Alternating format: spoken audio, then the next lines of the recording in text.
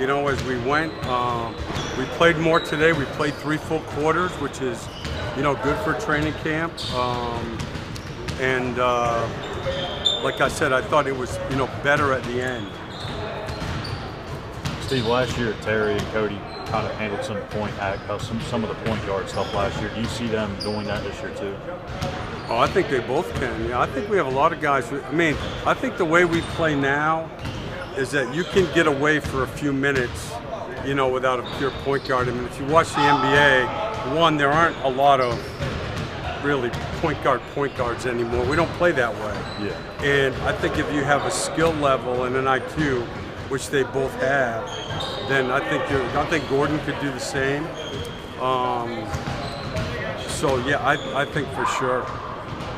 Steve, you talked about Melo the other day about getting in the role, get fouled.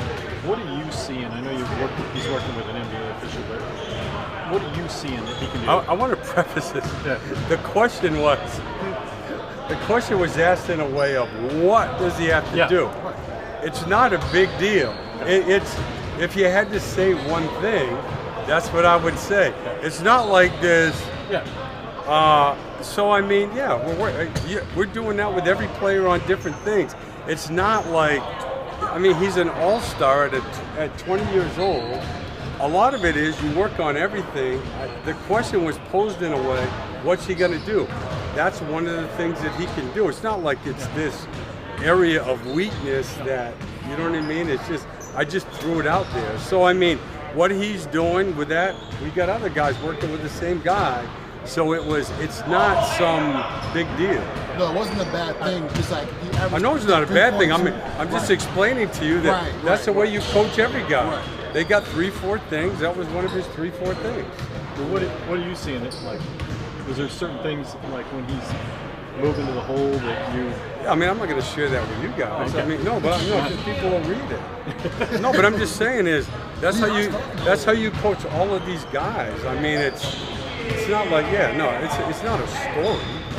That's how you coach NBA players.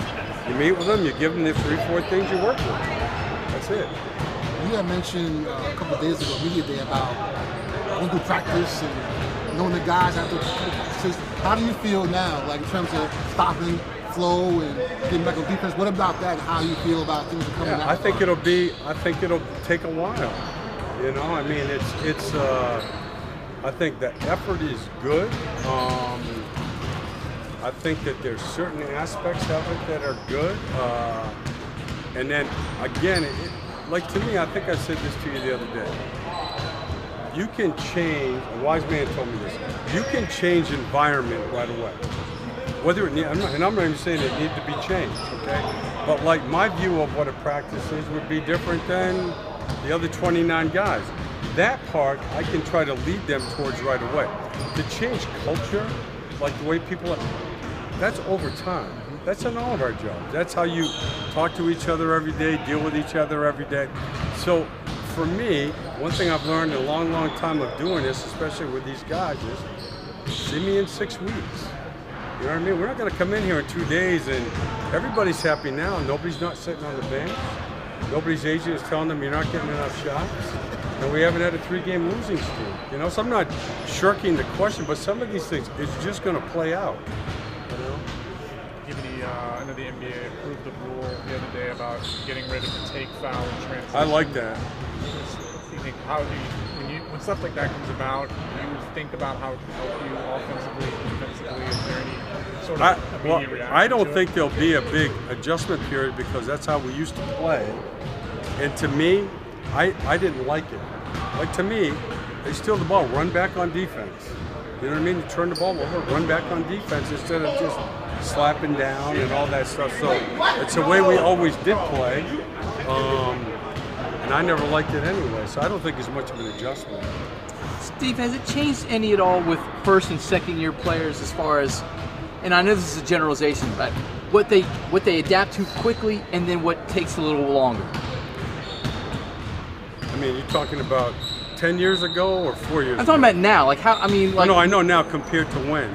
Just even compared to say 4 or 5 years ago. They're definitely different because they're younger, you know, and Look, this used to be, I would never want to do, I told Mitch the other day, I would never want to do his job. Because it used to be that the draft was done on performance.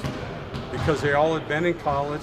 And you know what? Heaven forbid, I remember sitting in the Knicks, this is 20-something years ago, and listening to veteran guys say, well, he's talented, but his team's never won. They don't have that luxury anymore. Okay, I mean, you see a lot of these guys that are taken in the first round that some of them didn't start, maybe their teams never won. That was a real red flag when I first got in the league. Like, if your college team didn't win, whoa. But now you can't do it that way because of their age and their experience level.